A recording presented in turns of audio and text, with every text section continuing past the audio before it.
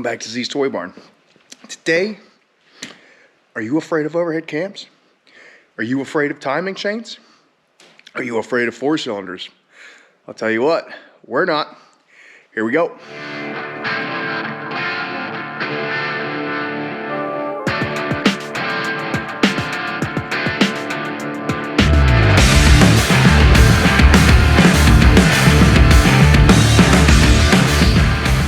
All right, it can be something a little bit different today. Daily driver. There we are. Going to change the oil. Crawl underneath. Do our routine maintenance, because routine maintenance is what makes your daily keep dailying, right? Well, we see oil. Wah, wah, wah. No good. Timing cover leak. Let's show you the daily. What we have here is obviously, Ford. If you ever want to know why I buy Fords, comment below, and then we'll have a rant. We'll do a 10-minute rant session if you want to know. Whatever. Anyways, we've got a 2014 Ford Focus SE Special Edition. No, I'm just kidding. It's got a 2-liter. Whopping 2-liter, 159 horsepower 4-cylinder. More power. We've got, an AEM. Why? Well, it sounds pretty sweet, and when you drive such a boring car, sometimes you just need a little excitement in your life. Not only, let me put this pop down. Yeah, pop. Not only we got the intake, and it's, oh, she's a stick. That's right, we got 1, 2, 3. You can't see nothing. Pedals. But anyways, so we're gonna go ahead. We're gonna change this timing chain out, mainly because it's leaking oil around the timing chain cover. It's got 122,000 miles on it. It is a direct injected. Has a high pressure pump right there. And we're gonna look at the similarities between this and a 2.3 liter out of a Mazda Speed 3. That's a Ford engine. They really haven't changed that much over the years, believe it or not. And we'll take a look at this set of camshafts and the heads. And a head I have off a 2.3 turbo and the camshafts, just out of curiosity. Over here we've got new water pump, because if you're going to do a timing chain, you don't change the water pump. You're wrong. We've got oil pump chain, because Fords now run chains. Actually, back in 2010 too. Our actual timing chain, new guides, tensioner, new gaskets, and this is for the, what do they call this? Is it VVT? Or VCT, variable cam timing, I think is what this is called. And then of course what we also have is instructions printed out. We don't necessarily, and I mean me, don't necessarily need them. I've done a full in-frame rebuild on a Mazda Speed 3, go figure. That's why I have a head. Timing chain broke, kissed all the valves, had to put a new head on it. And yes, I did say in-frame rebuild. Typically, that's not something you hear with a car. You hear that with a diesel truck or heavy equipment. And diesel truck, I don't mean your light duty, your medium duty. I'm talking your over-the-road truck tractors. Sometimes you can get away with doing in-framers and those. And some of the heavy equipment, it's just easier to do an in-frame. If you don't know what an in-frame is, we can actually talk about that sometime if you really want. Just comment below and we'll discuss it. So we're gonna go ahead. I'm going to set up a time lapse. We're gonna rip and tear, drain the fluids, and then as we go, we'll stop, pull it in, go over some procedures and explain, and then maybe show you how a few shortcuts to do things. Not shortcuts in a bad way, but shortcuts in a good way, because Ford does say that this engine mount here there's an AC line that runs over. They want that all disconnected because your air conditioner's way down in there. I don't have an AC machine, and it's illegal to vent it. And, well, I like air conditioning because, you know, Pennsylvania, it's where I live, it's where we are. In the summertime, it gets kind of hot and humid. I'm not saying it's Arizona hot. I'm not saying it's Florida humid, but it does get hot and humid here. So air conditioning is key. All right, with all that being said, I'm going to shut up, and we're going to get into it. Here we go.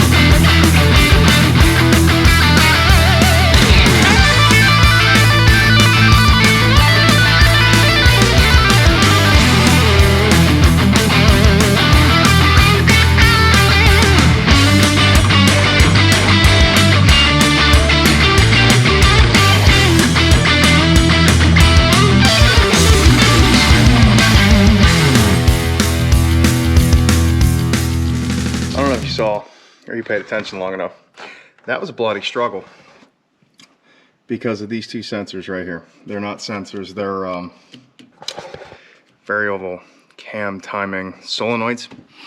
So like when they're triggered, they fill full of oil and then push a plunger and it changes your cam timing by these two gears here. Pushes, oil goes through. So, but let's take a look at this head real quick. We're gonna have to get in there. A little bit of dirt fell in there, which isn't good. We'll clean that up. Don't worry too much about that. But yeah, this was leaking a little bit. We're gonna spray the living bejesus out of this and change the oil and hopefully get whatever dirt's in there out, because I can see some that's just not good. There was nothing I could do. I tried my best to clean everything. And let's forget. That spark plug doesn't look too healthy. Looks like it's burning. Can you see that? No? I'll pull it out. Looks like it's burning up the electrode. But let's take a look at this camshafts here and this head design. Why does it matter? Well, this is why it matters. Bear with me a second here. And this is what I was saying about, they haven't changed that much over the years. 2.3 liter head, direct injection. Here's one of the injectors. Here's the camshafts, right? This one is your exhaust side. Huh. Kind of weird how that looks, huh? Almost identical. I could almost run this camshaft in here if I really wanted to. Other than, you know, that's from 2010. Let's take a real good look at the head design again. And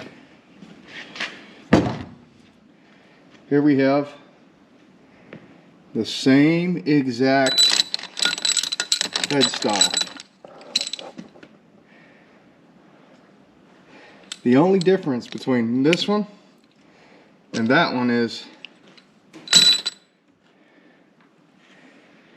where your high pressure pump sets, which it sets on this one.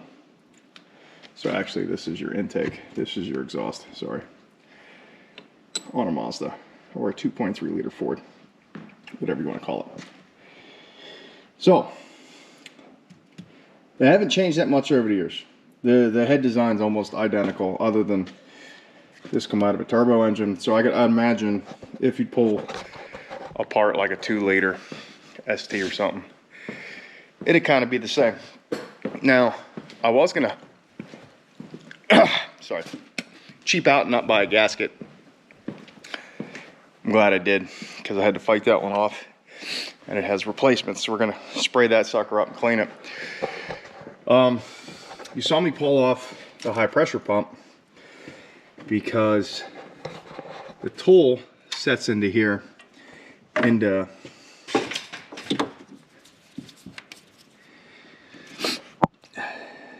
that groove. You see it right there?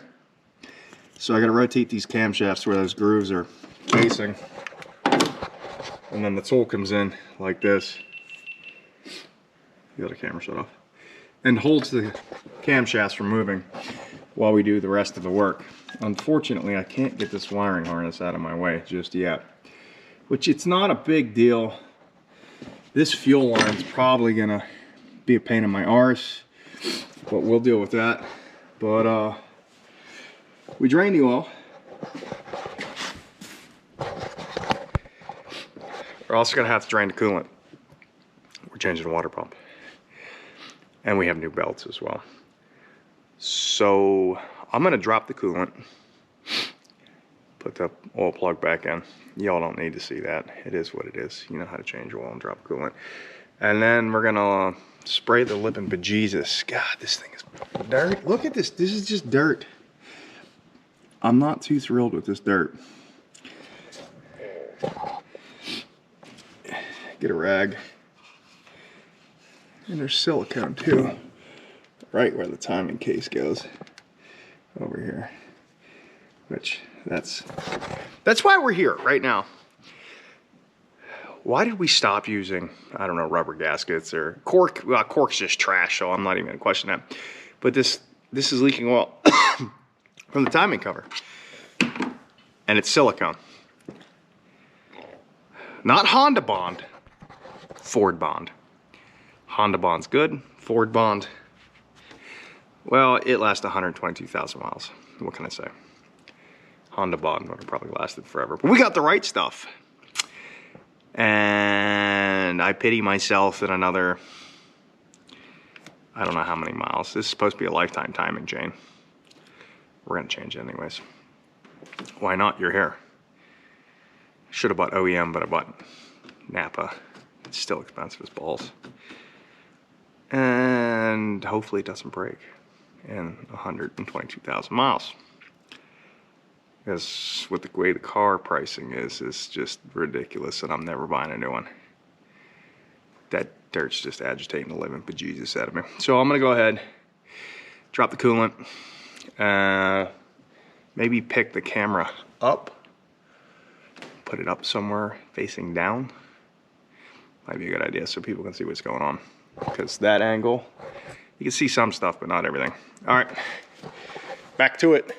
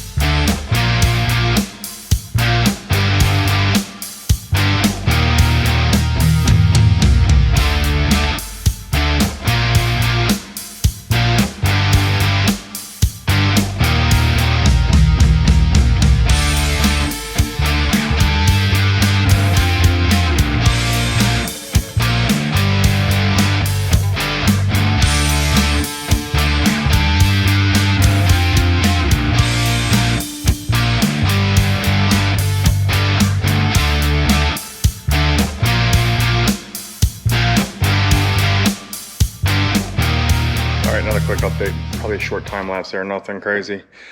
You saw we pulled off the high pressure pump housing itself. Here we have our dirty, we're gonna spray that sucker down. This is our fuel lobe. If you ever hear somebody say something like, if they got like an LT1 Corvette or something, they say, we're gonna go plus on the fuel cam lobe, that's this one. You can only go so much. But yeah. So, that's that. We got that out of the way. Now what we're gonna try to do is find top dead center on cylinder 1. That's why we stuck this down in here. There should be enough room between the valves, especially since it's down there right now, and we'll keep it nice and straight, and it'll come up, and whenever it comes up and starts to slowly drop, we know we're at TDC.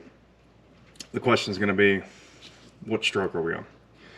Well, really doesn't matter as long as this groove right here, right, flashlight,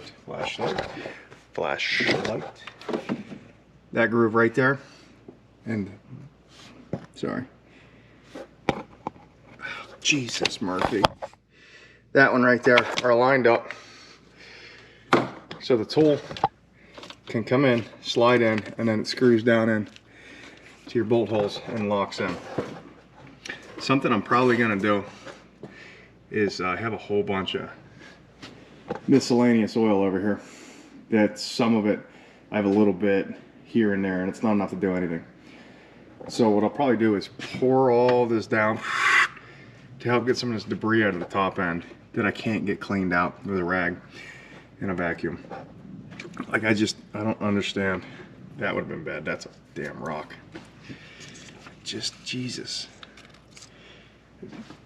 And that cylinder hole right down there. Yeah, there's crap in there. And yeah, I don't know if you looked in the time lapse, but you saw me. I was only going to pull cylinder 1, and then I noticed we had spark leak. That's spark leak when it comes up like that. So got to see if somebody has coil packs. If not, we'll be putting those back in. But I don't think I'm going to put these back in. I think I'll run first thing in the morning sometime and pick up new spark plugs. I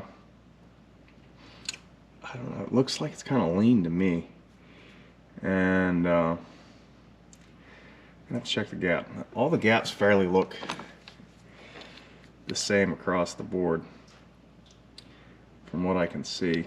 It's just, this is an eco engine, so I mean, with emissions and stuff, it's gonna run a little bit on the lean side anyways.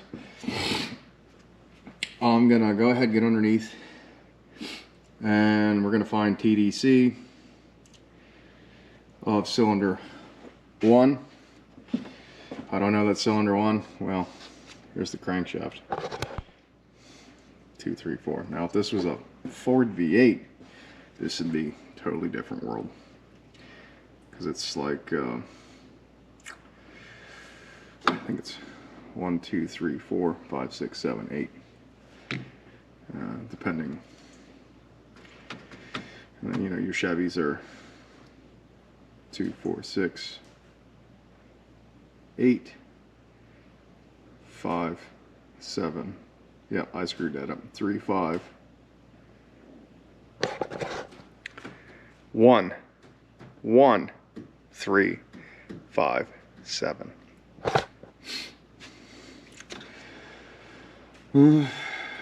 I don't know.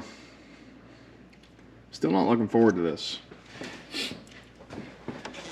Ford says we're supposed to pull these off to get this chain out, but I don't know. We'll see when we get in there. We're gonna clean these up. And if you saw me spraying brake clean over next to the high pressure pump, don't have a bloody heart attack, okay? It's fine. It didn't go in, and a little bit's not gonna smoke the bearings or anything. I mean, an old school trick that we used to do, that I still do, but that's me, to clean your engine out. Don't use that, I don't use that engine cleaner or whatever they put in there to get all the gunk and crap out of it. No. No, no, no, no. I put kerosene in it. Not full 5.9 quarts or whatever your junk takes, but a substantial amount. Like, so say if it's 4.5 quarts small block Chevy and you want to clean the bejesus out of it. throw a crappy Fram filter on it or something and put in like 2 quarts of 1030 and 2 quarts of kerosene and run it 10-15 seconds. Any more, that's not good. It's too thin. It's enough to get the crap out of it. Done it for years. Old guys told me to do it. Old guys do it. If you think I'm wrong, you think I'm wrong. It's fine. I haven't blown anything up yet, and I've built some pretty expensive things and worked on some pretty expensive things. But we're gonna go back to the time lapse. Hopefully the batteries don't die. I got 2 extras, so I guess we'll see what happens. Here we go.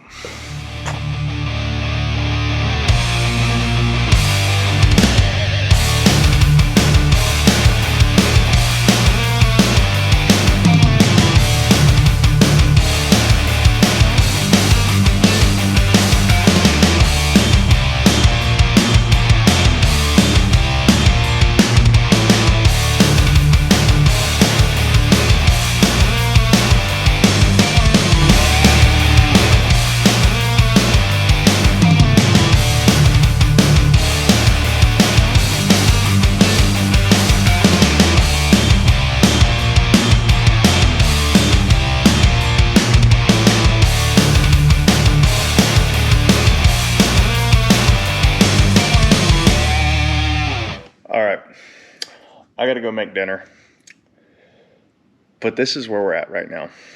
We'll probably pick up tomorrow,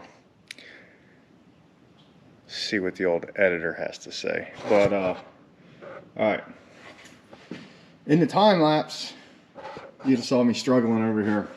I should have recorded this, but you know what, I was frustrated, mad, and I didn't. So our locking plate, yeah, it fits all, some or none. So, you know, we pulled the old grinder out and trimmed some fat off that sucker. And we got it in there. So it's there now. And then, you know, we got rid of the engine mount. That stud probably shouldn't have pulled. We'll have to address that. She's on a jack. She's okay. Here's another cool thing. Ready? Let me see if I can't get a flashlight to kind of sit, get a little bit of, oh shoot, okay. Now, I'm gonna, a lot of good the flashlight does there, huh? You know, maybe I should just grab a headlamp, whatever. Watch the water pump.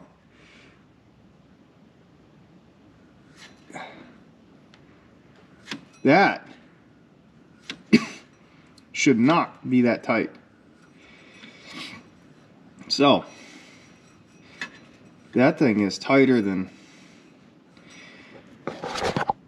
we're not gonna go there. It's a kid's show. Maybe not. Anyways, that thing's tight. It shouldn't be like that. That thing is smoked. And you can see where the belt was burning on it right there. So this has got to be a mix of coolant and oil. With that being said, I did pressure test the entire system. I had no leaks at all.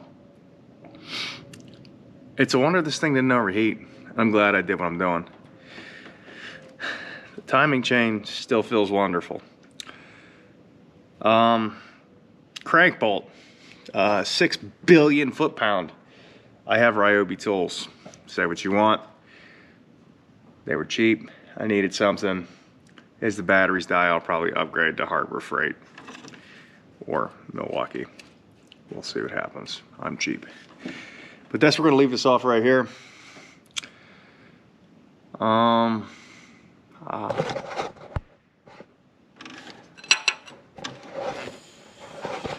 I'm gonna go make dinner. We'll see you tomorrow. All right. It's a few days later. We had a slight hiccup outside the barn we had to deal with before we could get back to that. Yeah. Had to fix some drainage issues. Took up 2 days. I mean, it's President's Day right now. Happy President's Day. Get off work. Yeah. Crank pulley. I did pull that off. Nobody's seen it. Things I forgot about this. There's, we'll show you. I'll show you. There's no timing marks down here. Okay. Anyway, and it's just a slip-on crank pulley. And I unbolted it and reached up to mark it, and it spun. So now it shouldn't be a big deal. I have the instructions to, you know, set everything. And there's our crank back up. So, and it does have, oh shoot, right? Yeah. That's where your teeth are. Teeth are missing. So, for your, yeah. But, we're gonna,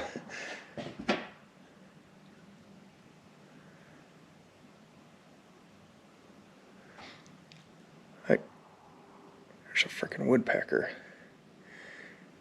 Loud as crap. Anyways, we're gonna go ahead and put it on time lapse, get this water pump pulley out,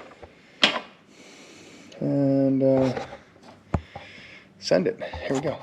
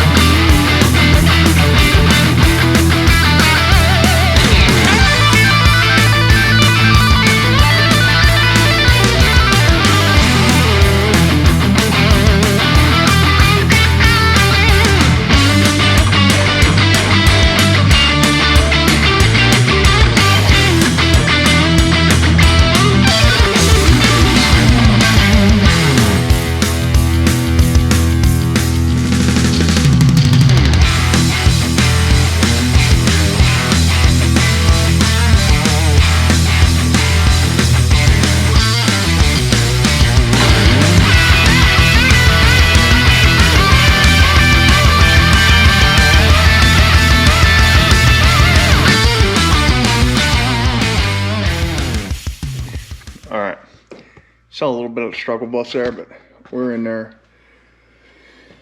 Get this cleaned up. I have to scrape all this silicone off. Get that chain set out of there.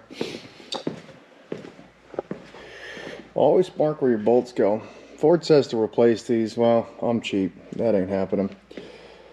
But I'm trying to figure out where exactly this thing was leaking from. It's like, maybe it was down here. I don't know. It kind of looks like it was leaking from down there. Maybe right there. Right there. It's just so hard to tell. Because, was it leaking from this seal? I mean, the seal seems okay, I guess. Probably should have got a new one. We're going to get this cleaned up. Get that timing chain cleaned. Well, get the timing chain off. And I will bring you back. Here we go.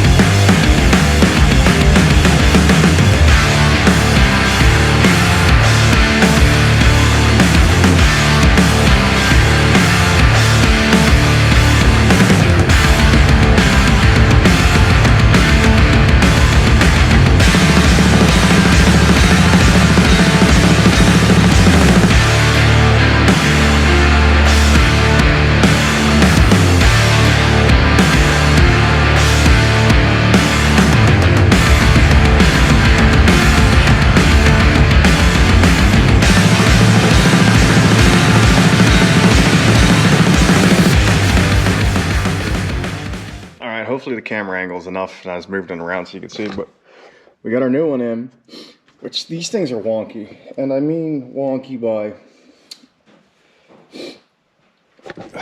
that's press fit.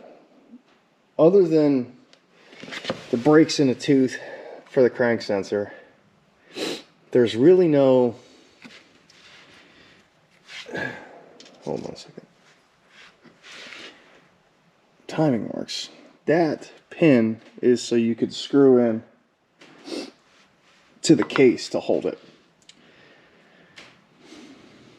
So that I'm gonna have to figure out, because if that's not where it should be, which, I mean, I don't know.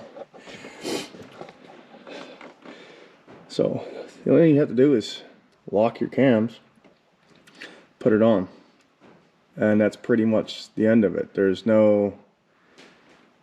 one mark on these chains, and it doesn't tell you where it goes, if it matters. There's nothing down on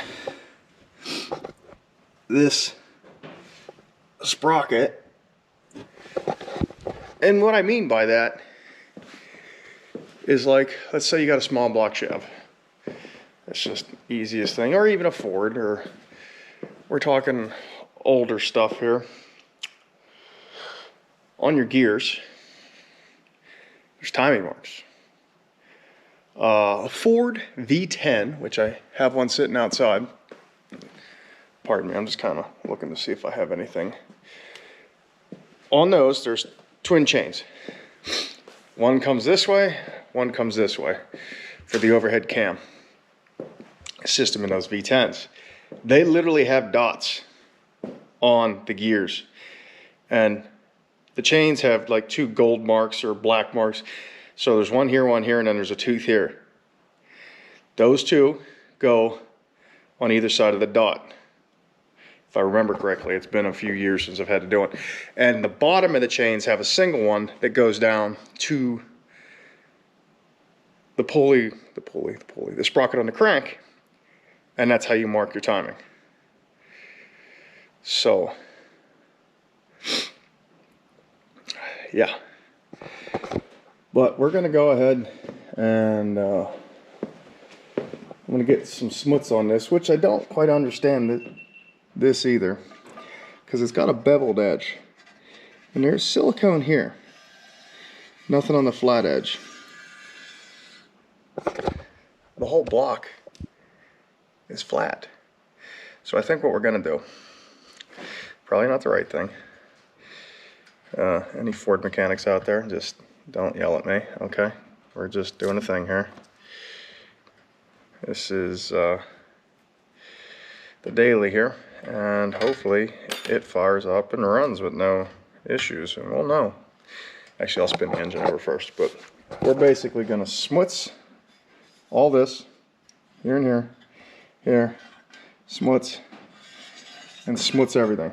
And we have about a minute, because this is 1 minute. Not 10, this isn't the Ford stuff, this isn't Honda Bond, this is the right stuff, and you have about a minute. So we're gonna have to take our bolts with us and get that on real quick, and at least get some bolts in it. Probably these 2 top ones, because the crank's gonna hold. And hopefully that's not what was leaking, because if it was, well, that'd suck. But I mean, that's easy to replace. Just pull the crank pulley off and slam it home. All right, here we go.